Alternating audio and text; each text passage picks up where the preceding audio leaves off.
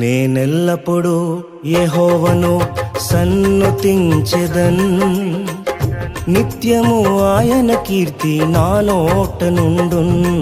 నేనెల్లప్పుడూ యెహోవాను సన్నుతించెదన్, నిత్యము ఆయన కీర్తి నా నోట నుండున్. అంతా నా మేలుకే ఆరాధన యేసుకే, అంతా నా మంచికే. తన చిత్తమునకు తల వంచితే, తన చిత్తమునకు తల వంచితే ఆరాధన ఆపను, స్తుతించుట మానను. ఆరాధన ఆపను, స్తుతించుట మానను, స్తుతించుట మానను. ఎడారిలో ప్రవాహములు. ఎడతెగకుండా దేవునికి స్తుతియాగం నర్పింతుము. హెబ్రీ 13:15. ఒక మిక్కిలి వృద్ధురాలు మంచం పట్టి తన గుడిసెలో ఉండింది.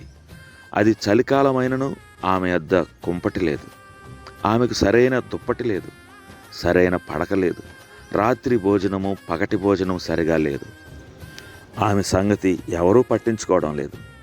ఆ పరిస్థితిలో ఒక దైవజనుడు ఆమెను దర్శించాడు. ఆమె దుఃఖంతో లేదు, దిగులుతో లేదు, సనుగ లేదు, సందేహం లేదు. ఆ సమయంలో సహితం ఆమె స్తుతిగానం పాడుతుండింది.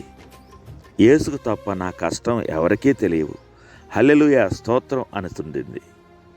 ఎటుపోయినా శ్రమపడుచున్న ఇరికింపబడుట లేదని పౌలు చెప్పినట్లే ఆమె జీవించింది. మార్టిన్ లూథర్ మిక్కిలి వ్యాధితో పడక మీద ఉండి అతడిట్లా అన్నాడు: ఈ బాధలను కష్టములను అచ్చు యంత్రంలో పేర్చిన అక్షరముల వంటివి. అవి త్రిప్పిండుట వలన మనము చదివినను ఇప్పుడు అర్థం కాదు, కానీ అచ్చు పడిన తర్వాత ఎంత అందంగా ఉండునో. అలాగే దేవుడు మన జీవితములను పైలోకంలో చదివినప్పుడు ఈ కష్టముల వలన అవి ఎంత సౌందర్యముగా తయారగునో ఊహించలేము అని అన్నాడు. అప్పటి వరకు మనం వేచి ఉండని అవసరం లేదు. పౌలు ప్రమాదకరమైన పరిస్థితిలో ఓడయందున వారితో భయపడక ధైర్యంగా ఉండమన్నాడు. ప్రతి విషయంలోనూ ఎడతెగక స్తుతి చేయటే మన పని. ఆ నీగ్రో ఉద్రాలు, లోదరు వీరందరూ ప్రభుని పట్ల ప్రొద్దుతిరుగుడు పువ్వులే.